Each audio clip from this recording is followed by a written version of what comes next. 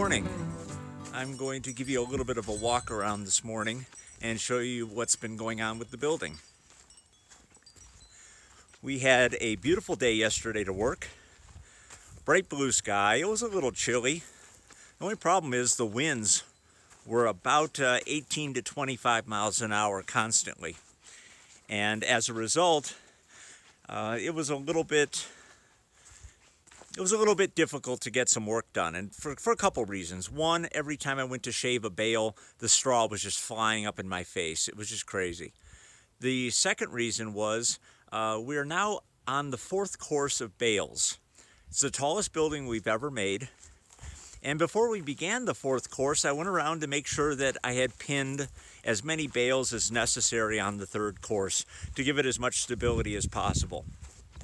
We proceeded to put up the 4th course of bales in this wind, and quite frankly, we stopped after about 4 or 5 bales. And the reason being was it was just too hair-raising.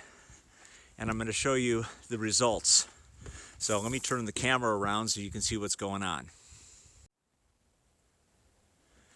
Okay, so this is where we began with the 4th course.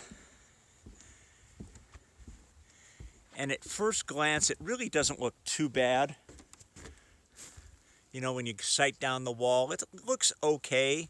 If I take it to the outside, it'll be a little more clear. So what we've got done, you're also seeing the 4th course here. Now this area, being a corner like this worked out real well.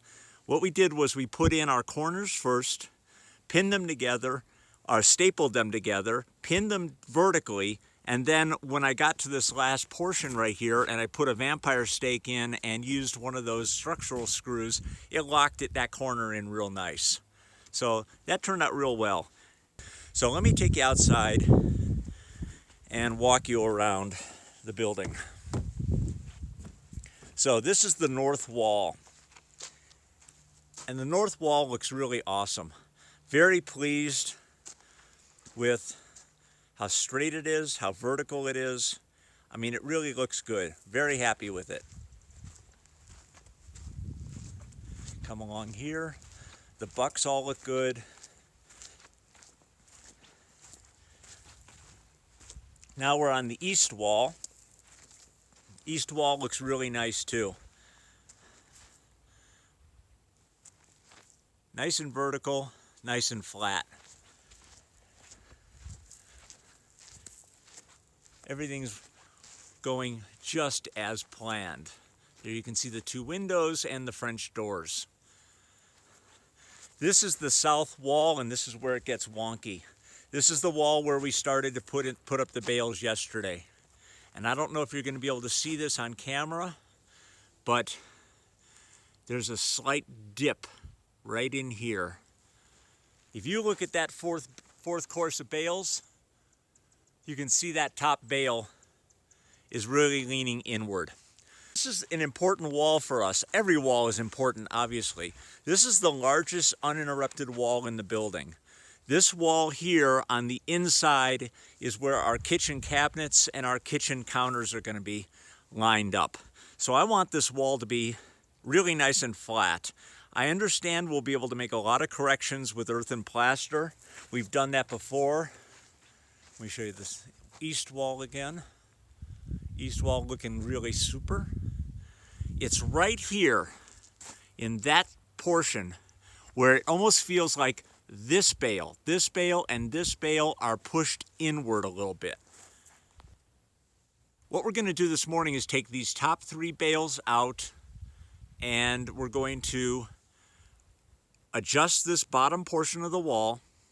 And my thought was, I think what I'm going to try to do is take some strapping material that we use, that we're going to be using to connect our box beam, and I'm going to run it up and over the first 3 courses and try to secure the wall, give this portion of the wall a little stability for that 4th course.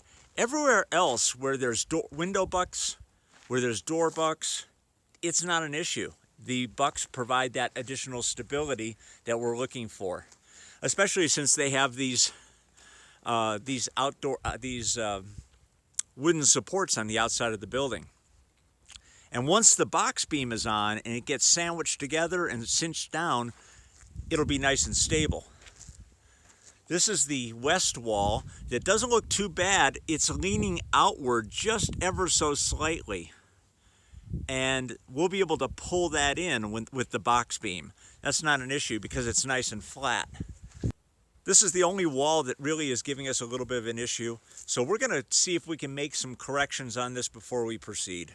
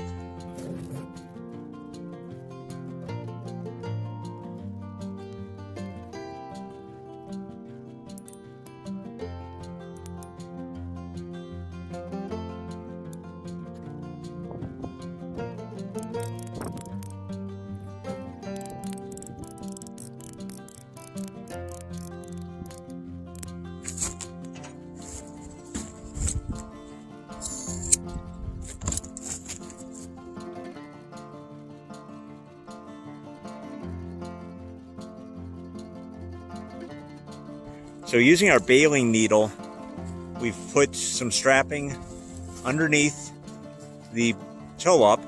Now Yvonne is threading it up under the strings, and we know to keep it under the strings so that it's easier when it comes to plastering.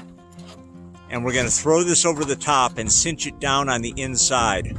Now we've made sure that we've got the wall corrected and made the way we want it, because this won't give it a permanent lock in place like the box beam will, but it's going to add quite a bit of stability. We're going to feel more comfortable putting that fourth row up once this is complete.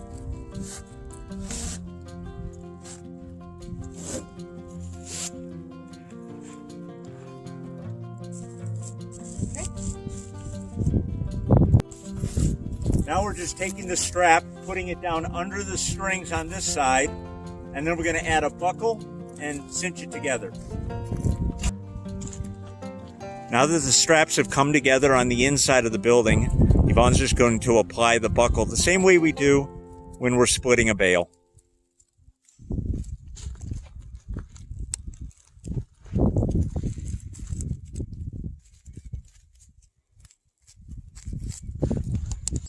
Now that the buckle's been attached, she's going to use the ratcheting tool and cinch this baby tight.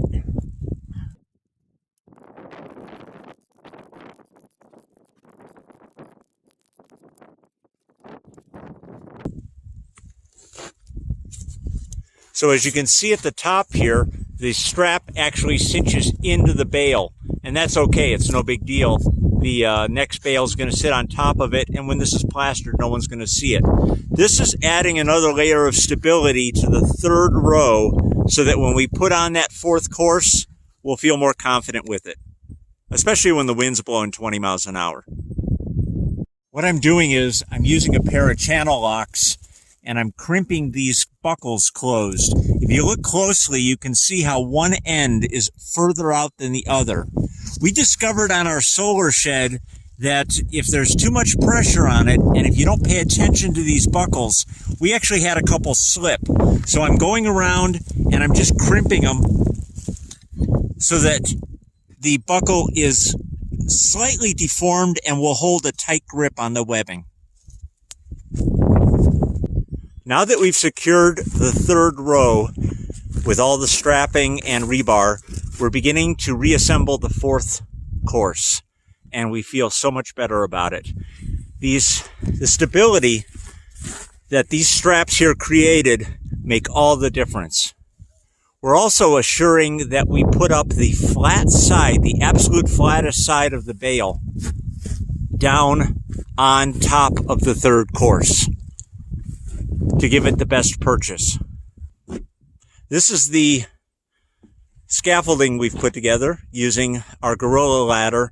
Took it apart, got a 2x12 by 8 foot long, and it's extremely stable. And we're easily able to reach this fourth course. Here you can see us putting up a fourth course bale. Using the scaffolding really makes it quite easy. It gets us right in just at the right height.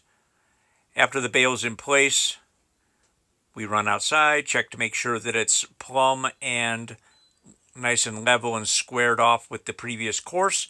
And here I'm putting in a vampire stake and an 8-inch structural screw.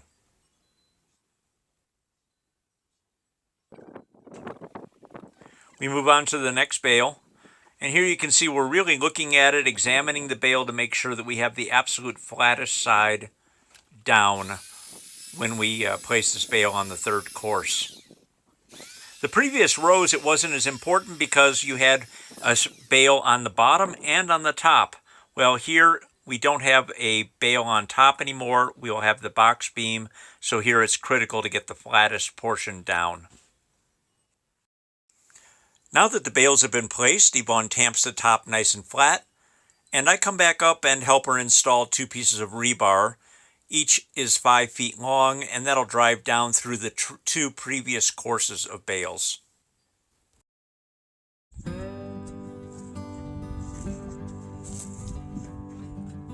So that's as much as we can do today without having to split bales. We kind of split our day up. We do a day where we do entire full bales, and then the next day we do all the split bales. So for today, we're done.